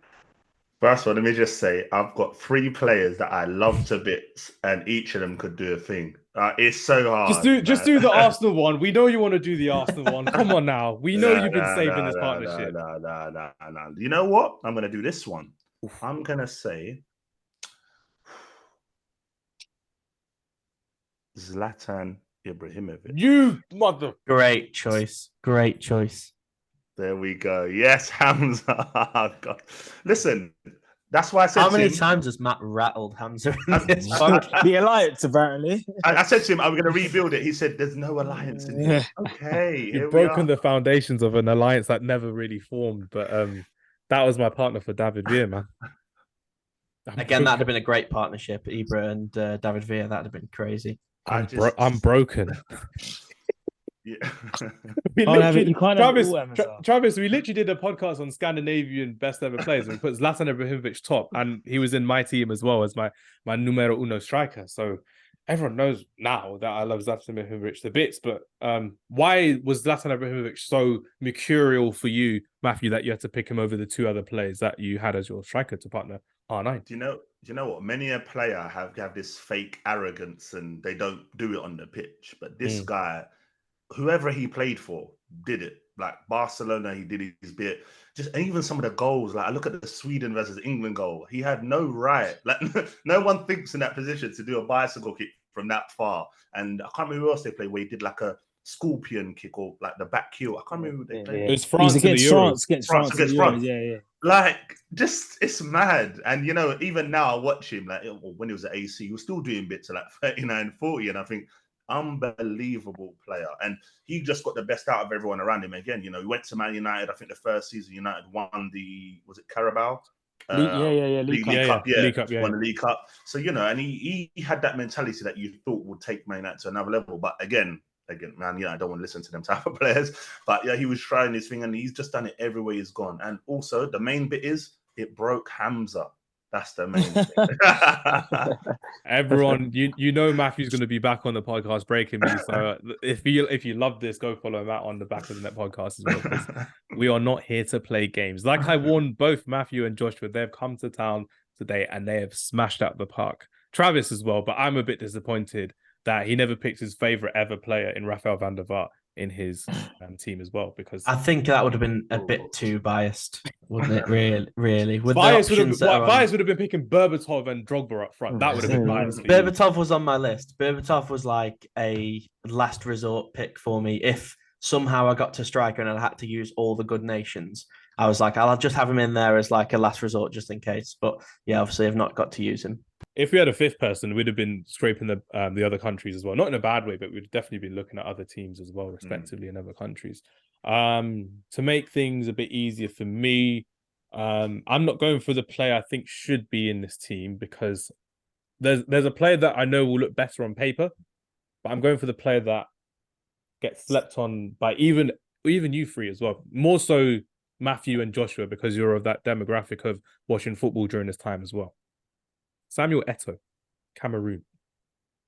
You've got Samuel Etoo, who is probably, for me personally, the greatest ever African striker of all time. And that's even above George Weah because of what he's gone through in his career and the fact that he played at both Real Madrid and Barcelona, won the Champions League with Barcelona against Arsenal, and then scored against Arsenal and scored against Manchester United, and then went to Inter Milan and win the Champions League, just like with Clarence Seedorf as well. People sleep on a lot of players that shouldn't be slept on at all because they were outrageous in their teams when they were playing. Obviously, he had the autumn of his career, he went kind of to Chelsea, then to Russia, respectively, to other countries. But the prime of Samuel Etoo is not to be missed at all. If anyone is listening to this podcast and you're listening to some of these strikers that we mentioned and you don't know who they are, do yourself a favor and research all of them, because they're all teaching you something different about striking, about goal scoring. And now we're seeing an era of strikers when we're playing with just one striker up front. And the reason I insisted on 4-4-2 as a formation was because we got to talk glowingly about some of the most amazing strikers football has ever seen. And I think everyone here has smashed it with their teams, which is credit to everyone. And thank you very much for this podcast as well. Before we read out the teams, honorable mentions, it's a free-for-all. So were there any players that anyone wanted to mention but they didn't? We'll go in order. So Matthew, Joshua, Travis, and then me. Any honorable mentions from yourself, Matthew, that we could? So I just had a couple. With Italy, I was going to leave Nesta and put another one and just put in Francesco Totti. That was a big one for me. Goalkeeper wise, I was going to put Oliver Kahn, for those that remember Mr. Oliver. And striker wise, I was going to go Andrei Shevchenko. That was the one I was going to put on paper with David. Yeah, that guy, like, when I think about Shevchenko, forgetting even just AC Milan, even before that, him and Rebrov, the partnership. Getting to the semi-finals for Dynamo Kiev as well in the Champions League. Incredible striker. So yeah, those were three of the ones I was going to go for. Nah, nicely done there. Joshua, go ahead, my friend. Shevchenko was one for me as well. Zola was one as well. Nice. So he's, someone now. A fantastic career. Lucio was another one for Brazil. So yeah, And that's it really, because all the other ones I had Drogba as backups. I had David Silva. Oh, He was in, Travis, that's one of your players as well. David Silva was one. He was a magician. For City, Iron Robin, as well. How did no one pick him as their right winger? That's all I want to know. Robert Pires as well. So there's loads. There's loads. We could do a part 2 of this one as well. Travis, who did we miss out from your point of view?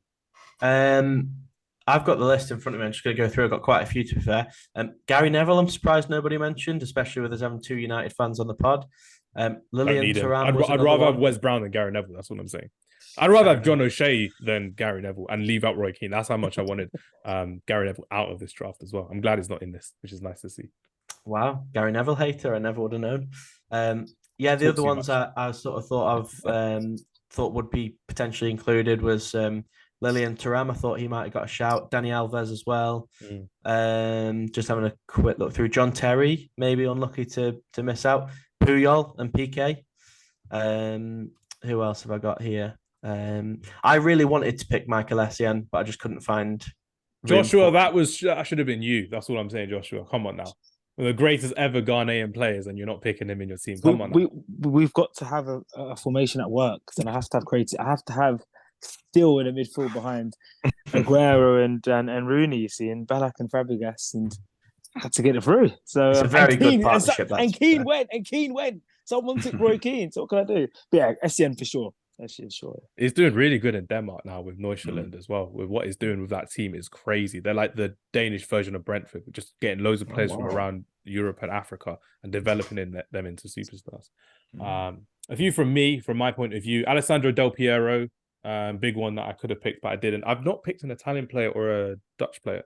So Robin van Persie, Ruud van Nistelrooy, Dennis Bergkamp, Edgar Davids, Wesley Sneijder, lot of Italian players. It's Andrea Pirlo. No one gave him a mention or a shout as well in there respectively. Who else are we trying to think of as well?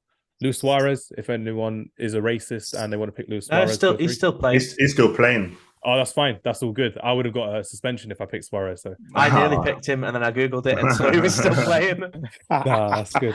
Nicely done there. He was like first choice instead of Drogba. Why is Sanchez on this list? Who? Sanchez, Alexis Sanchez. Travis, man. What is it? I deleted him as well. He's trying to dub you in. He tried it with me, but it backfired. Frank Ribéry, of course, French legend as well, left winger. Respectively. Who else can we go for? Xabi Alonso. He was going to be one of my players, but I thought, you know what, I'd rather go for Yaya Toure, like I said, respectively. Alan Shearer never got a pick. Bastian Schweinsteiger never got a pick. Dennis Bergkamp as well. Claude Makelele. I'm surprised by Bergkamp. I am. Matthew, I'm looking at you. I'm surprised by Bergkamp. Listen, you'd loved it. I got Seedorf just to, I had to get Hamza. Yeah. That's going to be the name of this podcast. I got Hamza on all streaming platforms, which is great. A defender I wanted to go for, but I wanted to go for him as a backup, to be honest with you. Diego Godin from Uruguay as well. That would have been really good. And obviously Diego Forlan for Uruguay as a striker, respectively. But another one I thought you'd have picked, Hamz, maybe was Van Nistelrooy. I thought you might have picked him for your Dutch shout. I would have gone for Van Nistelrooy. Honestly, I would have gone, but the fact that some of the quality of the strikers that you had for the front two, and because I'm not playing wingers, it wouldn't have, again, being too technical, it wouldn't have suited Van Nistelrooy's style of play because he wants crosses in the box, and these other two players can make something out of nothing. One very special player I want to mention that didn't make anyone's list. It's not Henrik Larsson, Travis. Don't worry, I'm not going on about Henrik Larsson again. Adriano, someone whose star would have been one of the brightest we'd ever seen in football, besides obviously that horrible situation where he ended up retiring really early from the game as well, which was great to see. But no, everyone we've done fantastic there as well. Shinsuke Nakamura and Hideyoshi Nakata were backup ones. Jason Park was also a backup one as well, respectively. Riquelme was a backup one as well, which is really good as well. But now I've got one question for everyone before we wrap up this week's podcast. We are going to do a start bench sell as we normally do, so you're all used to this by now. And I'm going to do start bench sell for strikers. So we've got, this is going to be very, very fun. We've got Samuel Etoo. We've got Thierry Henry. And who else do we have? Samuel Etoo, Thierry Henry. Actually, it won't make sense. You know what? Let's do it centre backs. Alessandro Nesta Yeah, this is going to be much more fun. I can see the size already. Alessandro Nesta, Carlos Puyol, John Terry. Start, bench, stuff. Alessandro Nesta, John Terry, and Carlos Puyol. Go ahead, Matthew, take it away. So I would sell Puyol. Ooh. I would sell Puyol. He's got to do that. He put Nesta in his team. That's what I'm trying to stitch up Matt. I'm trying to stitch up Matt with this because no one picked Puyol as well, which is crazy. Nah, you know what? Terry. I would sell Puyol, but you know what? Again, Joshua, we talk about off the field, on the field. On the field, John Terry on the field, he right foot, left foot, pivotal games would score for Chelsea. He was massive for them. And for me, probably England's best centre-back for me, above Rio. I think Rio's good, but I think Terry's a level above. But listen, Alessandro Nesta, he starts. Has to. Yeah. Has to start. So yeah, that's it for me. So start Nesta, bench Terry, sell Puyol. Oh, Joshua, agree or disagree? What was that one again, Matthew? What heard was Nesta? Sorry. Matthew started Nesta. He benched Terry and sold Carlos Puyol. I agree with a bit. I agree with selling Puyol. Off the bat. I'll sell him. I think he's a good defender. But he was all right. He was okay, for me. He was all right. These statements are wild, Joshua. I don't think he's... I'm glad you don't do this live on commentary. I'm glad you don't. I don't think... No, but in terms of the three players we're talking about, I don't think Puyol was a better defender than Nesta and Terry. That's my opinion. Puyol was class, but I don't believe that, honestly, if I'm being honest in what I've watched. Puyol played in a fantastic team, fantastic unit. It looked great. But Nesta was sensational, and I'm still going to bench Nesta. I'm going to bench Nesta. And I'm going to put John Terry because I do agree with Matthew on the field, of course. And because of his off-the-field issues, people struggle to admit that he is probably better than Rio, let's be honest. It's a big mental thing as well with the off-the-field things you've got to think about. It's crazy when you separate the two. If you remove that and the nonsense he did off the field, he was an exceptional defender. He was fit. He was solid. He was brilliant. And you ask strikers who they hated playing against, they would always, it's never disappeared. But they always will say, John Terry. Rooney struggled with John Terry. Torres struggled with John Terry. So many footballers. And I'd go Terry. Lionel Messi never actually scored against John Terry either. There you go. Keep adding these statistics. Keep adding all these. Keep adding that. And why Puyol has to be sacked. I'm sold, sorry. Nah, nicely done there. Travis, let's hear your thoughts on John Terry, Alessandro Nesta, and Carlos Puyol, three iconic centre-backs in the game of football. Where are you going with this one? I'm going to sell John Terry because he's Chelsea scum. I love it. That's the Travis.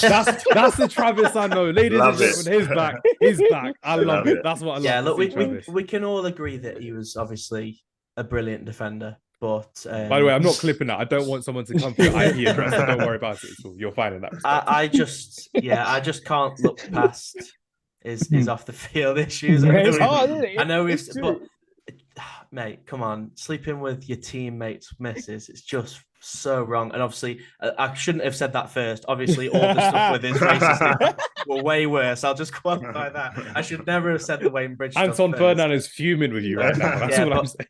All that sort of stuff, I think, as footballers, we have to factor in the character as well, because they're not just footballers anymore. They're celebrities, they're idols, they're role models. I mean, growing up, I wanted to be, whoever was playing for Tottenham at the time. I wanted to be Defoe. I wanted to be Robbie Keane. Timu Tainio. Yeah, Didier Zakora. Pascal Shabunda. You can't Wilson Palacios. You can't have people growing up wanting to be John Terry, can you? So yeah, he goes in the sell column for me. And then the next one, I feel like I'm going to get a couple of boos here. I'm benching Nesta simply because I've watched less of him. When I was growing up, because obviously when I was a kid, I think you've got to remember like the age I was during that prime Barca era with Pep, and just before I was kind of just beginning to watch football and really start to love it. And they were this insanely good, almost mythic level team. And Puyol was the captain, wasn't he? He was the leader. And, he would have died for Barcelona. He would have died for 3 points, as Neil Warnock so eloquently put it. And I just think he was I mentioned, obviously, factoring in the off-the-field stuff with Terry and, not necessarily being the perfect role model. I think Puyol he was just the consummate professional and always the hardest worker on the pitch, no matter who he was playing with or against. And yeah, just for me, Puyol was just pure captain material, but obviously an awesome defender in his own right as well. No, great reasons there as well, especially the John Terry one as well. No one grows up to be like John Terry. I just want to say I do have good morals, by the way, but this is a football podcast. That's why, that's all I do. Travis just thrown me off the bus there. With like, just picking Travis is on the moral high ground right now. No, I just want to say I have got morals. Yeah, he is. Blah blah blah. Just watch football, please. Thank you. Oh yeah, if you, I think with start bench sell it is difficult because it's almost what you're basing it on. If you are basing it off just pure football ability, he probably would have been up there. But yeah, I think factoring in everything and the kind of person you want your role models to be, I just couldn't look past it really for me. And the fact he played for Chelsea, so it's true, very very true. Just to complete it, I would also sell John Terry because I love the fact. My favorite John Terry moment is the fact that he slipped up to take the winning penalty when it shouldn't have even been him. It should have been someone else to finish. I think it was Kalu that was meant to take it, but he wanted it because he knew that Ronaldo had missed the penalty. He wanted the glory, he wanted the limelight, and it wasn't for him. And now John Terry, I know he won the Champions League in Munich and he wasn't even playing. And obviously with the infamous shirt and the captain's was that when he got into the full kit? Was it? Yeah, literally. Yeah. So dodgy. That's another reason I'd sell him because that's just so cringy. Probably the worst thing I've ever seen in football. What's also cringy was on his final game as well. They asked Sunderland, the team that were playing, to stop the game at the 26 minutes. Kicked him off after 26 minutes, didn't they? And they lifted him in the air. Can I change my answer? No, you can't, Joshua. This is what my God. You're on this, Joshua. You're on record saying you like John Terry in this respect. Totally forgot about that, as well. That was just absolutely abhorrent. I'm so glad we picked Ferdinand over Terry. That's all I'm saying. So nicely done there. But yeah, sell John Terry. Big fan of not being a fan of him, which is great. I will happily sell Carlos Puyol because, as Travis said, when he was growing up, his kind of team to watch was Barcelona with Pep Guardiola, with the amazing super team that they had being run in that respect. But I think respectively for me, one of the super teams that I got to watch was AC Milan, 2003 running up to the final, winning on penalty shootouts. I'm pretty sure Nesta scored in that final 0-0 penalty shootout as well, respectively. So for him to do that was incredible. And the longevity he had, which was insane, because everyone talks about Maldini's longevity, but Nesta's longevity, them playing in 2013 against Lionel Messi and keeping him quiet at the Nou Camp. He kept prime Lionel Messi quiet, which goes to show Alessandro Nesta, even in his older age, was quite respectable and quite respected in terms of the fact that he is probably one of the greatest ever centre-backs we've ever seen. So I'll happily start Nesta because he was one of those players in the super team when everyone would just forget because we talk about Kaká, Seedorf, Crespo, Shevchenko, etc. But Alessandro Nesta was a guy.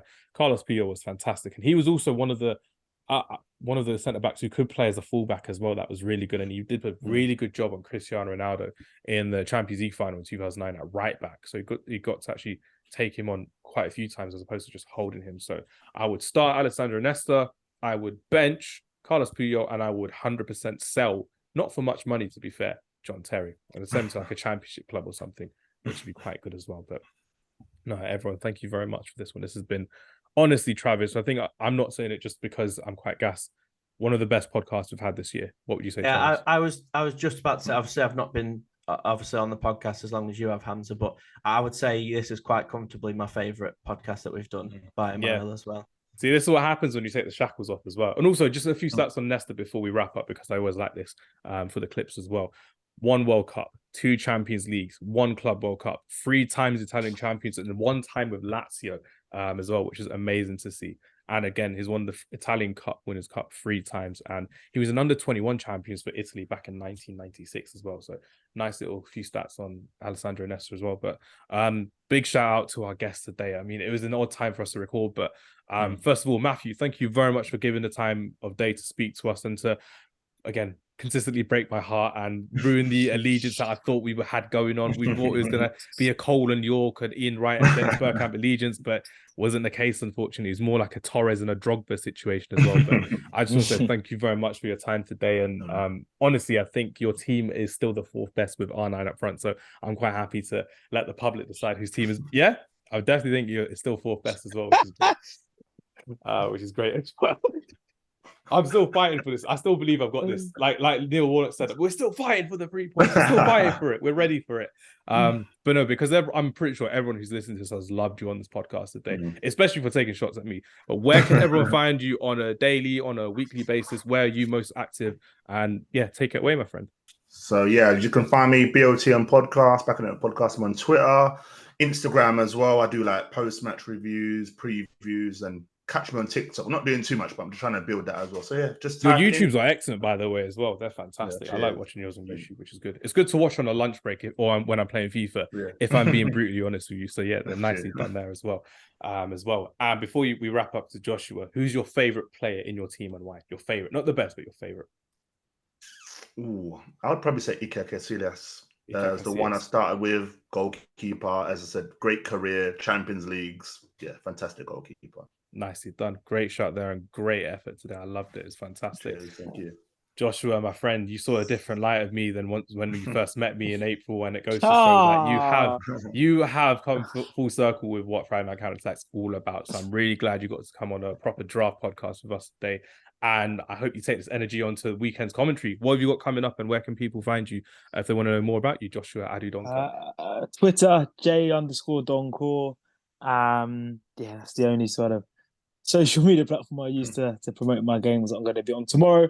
Following Watford, Millwall. I'm not going to name my organisation because some of the stuff I've said in this podcast, I don't want to be associated with that. I'll keep you safe in the streets. That's all I'm saying. I'll keep you safe in the streets. I love it. Yeah. Loads of EFLs coming up. So yeah, just commentary and reporting really. So hopefully some good games tomorrow. Excellent. I'm still disappointed in you for not picking a Ghanaian player. Asamoah Gyan was there for the taking, my friend, and you could have picked. Well, you don't miss penalties, then you will get into teams. And it could have happened. And then score the penalty in the penalty shootout. Yeah, in the first pick. It's just like, oh yeah, I'll score now as opposed to the one before, which is crazy. No. Kevin Prince Boateng still could have made a cameo appearance somewhere. That's all I'm saying. Which would be maybe we should do a Premier League one. Travis's eyes just lit up then as well. Like, that's more down Travis's field as well, which is great. But no, before we go on to Travis, favorite player from your team and why? So I've said Rooney already, but I'm gonna go for, even though he broke my heart in 2012, I'm gonna go Aguero. He's probably my first. He's like my non-favorite Man United player. I just thought he was brilliant. It was everything, a proper number 9. Not as good as Thierry Henry, because Henry, I think, is the greatest Premier League player, but he was so Why does no one say Ronaldo? I don't get it. It's another podcast. No, Ronaldo was better for Real Madrid. I think what he did in Real Madrid kind of eclipsed that. Ronaldo's sensational for Manchester United. But let me ask you a question. Would Man United still would have won titles, I reckon, in 08, 09 and 07 without Ronaldo? I still think that. And that's why we won titles in 2010 and 2011, personally. And I think Henry was just special. The goals he would score. Henry was different. But Ronaldo's Matt's seething right now that Travis has him in his team and Matt doesn't. Matt's seething right now. I love Ronaldo's second. Nah, that's good to hear. And Travis, before we wrap up from us, respectively as well, can you do me the honor of naming everyone's teams from back to front and then your favorite player from your team, please? Yeah, okay. I'll start with your team then, Hamz. So you went for Gigi Buffon in goal. The back 4 of Philip Lahm, Nemanja Vidic, Rafael Marquez and Ashley Cole. You went for a midfield diamond with Roy Keane at the base, Yaya Toure and Zinedine Zidane as the central midfielders, and Kaká as the point to that diamond, if you like. And then a duo of David Villa, and Samuel Eto'o up front. Josh, you went for... I'm telling my wife about this podcast, man. I mean, like, these are the players I've got on my team. And she's like, I don't care, mate. Just leave me alone. It's just so funny. This is going to be good. Sorry, carry on. I interrupted her. That's okay. Josh, you went for Edwin van der Sar in goal. Back 4 of Cafu, Cannavaro, Company and Evra, which I do think is the best back 4 of these 4 teams, actually, to be fair. Controversial. A midfield 4 of JJ Kocher, Michael. Your Ghanaian friends aren't going to be happy with you, Joshua. That's all I'm saying. When this gets posted, Hamza, why do you keep mentioning the Ghanaian thing? Leave me alone. I'm just saying, people are not going to be happy with you with this choice. I'm not reposting this pod on my Instagram. I'll find your family members or something. I'll just tag them in. Oh my days. Sorry, Travis. Carry on. That's all right. We'll get through it eventually. One day we will. Completing the midfield, then you had Cesc Fabregas and Ryan Giggs on the And left. Ballack. Yeah, but sorry, I did mention Ballack before. Yeah, I think it just got covered up by the laughing. And then you had Rooney and Aguero up front. Matt, you went for Iker Casillas in goal. Back four of Javier Zanetti, Alessandro Nesta, Rio Ferdinand, and Ian Hart. And then across your midfield, you had Luis Figo, Clarence Seedorf, Patrick Vieira, and Pavel Nedved. And then up front, Zlatan Ibrahimovic and the one and only R9. How can you have a team with R9 and Ian Hart in the same team? Listen, Ian Hart's delivery, bang, finds Ibrahimovic, flicks it on. Oh, there are some big nations. So basically, what we're saying is Matt's got the likes of Figo, Seedorf, Vieira, R9 in his team, and he's going to be playing Route 1, basically. Yeah. He's going to knock it into Ian Hart, let him pump it long into Zlatan. Mix it up. He's going to basically turn Zlatan and R9 into Jermaine Defoe and Peter Crouch's team. And then, it'll be more like Chris Wood and Jay Rodriguez, just long Sean Dyche football. That's what I love to see. Then finally my team, Petr Cech in goal, Pablo Zabaleta, Ricardo Carvalho, Paolo Maldini, and Roberto Carlos making up the back four. A midfield consisting of Gareth Bale, Xavi Hernandez, Frank Lampard, and Eden Hazard.